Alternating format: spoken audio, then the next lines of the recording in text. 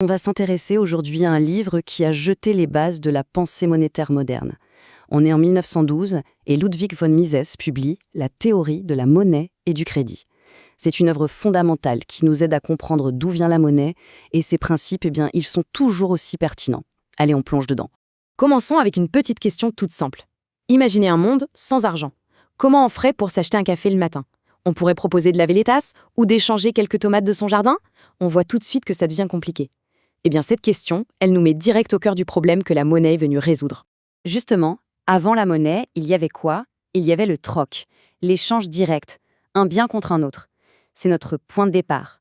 Mais ce système, qui a l'air simple en surface, cachait en fait d'énormes difficultés qui freinaient toute l'économie.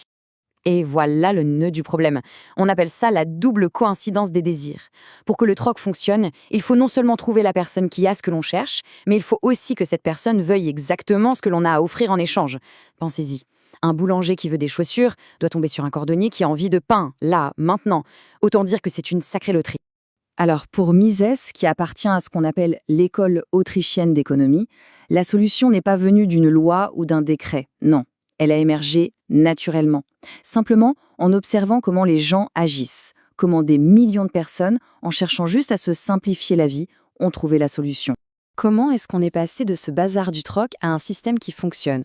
C'est là toute l'intelligence du marché. Ce n'est pas un plan organisé par une autorité, non, c'est une solution qui est apparue spontanément. Voyons voir comment ça s'est passé. Le concept clé ici, c'est la commercialisabilité. C'est un peu barbare comme mot, mais l'idée est simple. Tous les biens ne s'échangent pas aussi facilement. Du bétail, du sel, des céréales, ça, presque tout le monde en a besoin. C'est donc très commercialisable. Une sculpture très rare, beaucoup moins.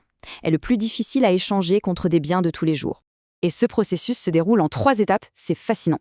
D'abord, on est dans l'impasse. J'ai des poulets, je veux des chaussures, mais le cordonnier n'a pas faim. Étape 2, l'idée de génie, l'échange indirect. Je me dis, ok, le cordonnier ne veut pas de mes poulets, mais je sais que tout le monde accepte du sel. Alors je vais échanger mes poulets contre du sel, non pas pour le manger, mais pour pouvoir ensuite l'échanger contre les chaussures. Et enfin, étape 3, quand tout le monde se met à faire ça, le bien le plus facile à échanger, le plus commercialisable, devient l'intermédiaire par défaut. C'est devenu la monnaie.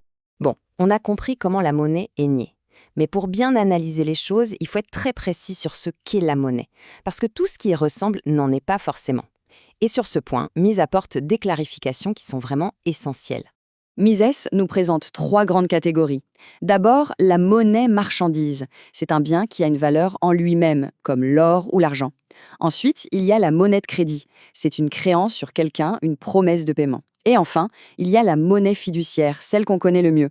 Sa valeur ne vient pas du bout de papier, mais de la confiance, de la fidesse qu'on place dans l'autorité qui l'émet. Et là, attention, une distinction cruciale. Pour Mises, un billet de banque qui représente une certaine quantité d'or n'est pas la monnaie elle-même.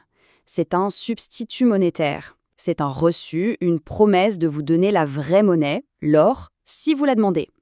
C'est un peu comme le ticket qu'on vous donne au vestiaire. Le ticket n'est pas le manteau, il ne fait que le représenter. On arrive sur une question explosive. Un débat qui dure depuis des siècles. Qui est le vrai créateur de la monnaie ? Est-ce que c'est une invention qui vient du terrain, du marché, ou est-ce que c'est une création de l'État? La réponse à cette question change absolument tout. On a 2 visions qui s'affrontent. D'un côté, la théorie étatiste dit en gros, la monnaie, c'est ce que l'État décide. Un simple tampon officiel suffit à créer sa valeur. De l'autre côté, Mises dit pas du tout. Le marché choisit d'abord une marchandise comme monnaie et l'État vient ensuite simplement certifier la qualité. Son rôle, c'est de garantir qu'une pièce contient bien, par exemple, 10 grammes d'or pur. Il ne crée pas la valeur, il la constate. Cette idée de bonté intrinsèque, elle est centrale. Pendant des siècles, les commerçants ne se fiaient pas au portrait du roi sur la pièce. Ils la pesaient, parfois ils la mordaient pour vérifier que le métal était bien de l'or. C'est la preuve ultime que c'est le marché, et non le pouvoir politique, qui avait le dernier mot. Si un roi essayait de tricher en mettant moins d'or dans ses pièces, les commerçants s'en rendaient vite compte et refusaient sa monnaie. Pour résumer, le pouvoir de l'État a ses limites. Il peut imposer par la loi qu'une certaine monnaie doit être acceptée pour payer ses impôts ou régler ses dettes, mais il ne peut pas forcer les gens à avoir confiance en cette monnaie ni à la valoriser dans les échanges de tous les jours. La valeur, ça reste un jugement subjectif du marché. Alors, On pourrait se dire que tout ça, c'est de la vieille histoire. Une théorie de 1912, en quoi ça nous concerne aujourd'hui? Eh bien, on pourrait être surpris de voir à quel point les idées de Mises sont en fait plus pertinentes que jamais. Écoutez bien cette phrase, écrite bien des années après la première édition. Pour Mises, l'inflation, ce n'est pas un accident, ce n'est pas une fatalité. C'est le résultat d'une politique. C'est un choix. Souvent, celui des gouvernements qui décident de créer de la monnaie massivement, pensant ainsi résoudre les problèmes économiques. Ce chiffre, 40 ans, est important. Entre 1912 et 1952, Mises a vu ses théories se confirmer de manière tragique. Il a vu l'hyperinflation allemande des années 20, 2 guerres mondiales financées par la planche à billets. Ces 40 années d'observation ont renforcé sa conviction et sa préface est comme un avertissement pour l'avenir. Et on va conclure sur cette interrogation. Pour Mises, la monnaie est avant tout un outil neutre, un instrument incroyable inventé par le marché pour nous permettre de calculer et d'échanger. La question qui se pose et qui est toujours brûlante d'actualité, c'est que se passe-t-il quand cet outil est capturé par le pouvoir politique, quand il ne sert plus seulement à faciliter les échanges, mais à atteindre des objectifs politiques? C'est une question essentielle plus d'1 siècle après Mises.